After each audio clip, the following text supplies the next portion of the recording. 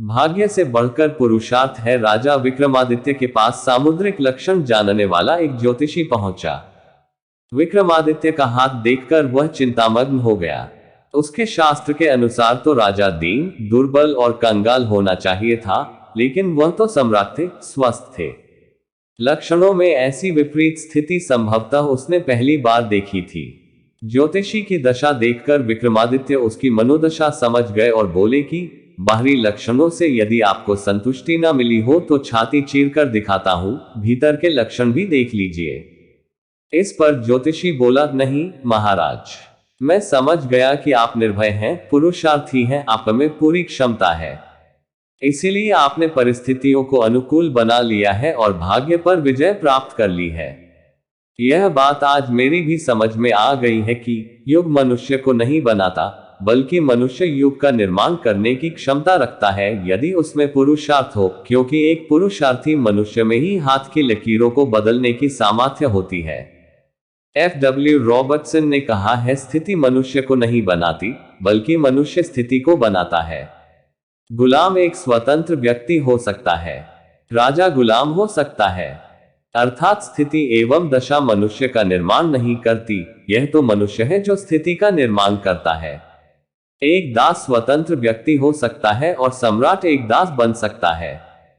उपरोक्त प्रसंग से ये बातें प्रकाश में आती हैं। हम स्वयं परिस्थितियों को अनुकूल या प्रतिकूल बनाते हैं, अपने विचारों से, अपनी सोच से। जो व्यक्ति यह सोचता है कि वह निर्धन है, तो उसके विचार भी निर्धन होते हैं। विचारों की निर्धनता के कारण ही वह आर्थिक रूप से विपन्न होता है।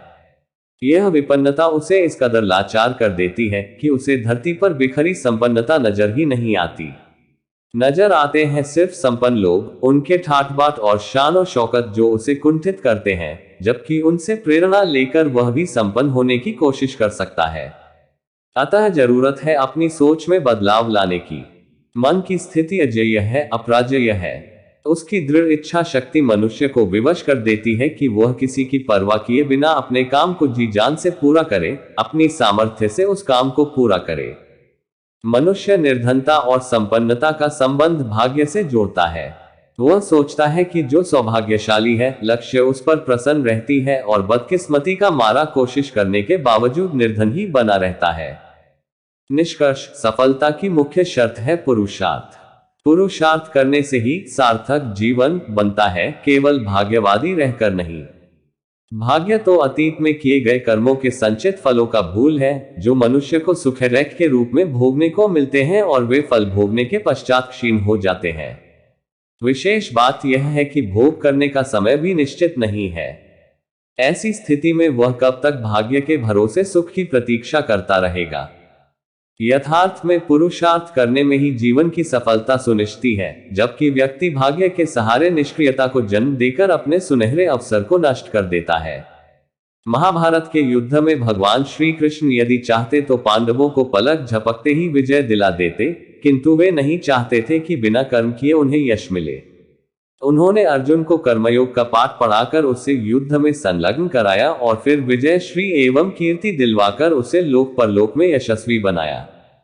अतः आप विकास की नई नई मंजिलें तय करने और उन्नति की पराकाष्ठा पर पहुंचने के लिए अपने पुरुषार्थ को कभी शिथिल न होने दें और पूर्ण उत्साह के साथ आगे बढ़ते रहें। पुरुषार्थ उसी में है जो संकट की घड़ी में निर्णय लेने में संकोच नहीं करता। वेद व्यास, महाभारत।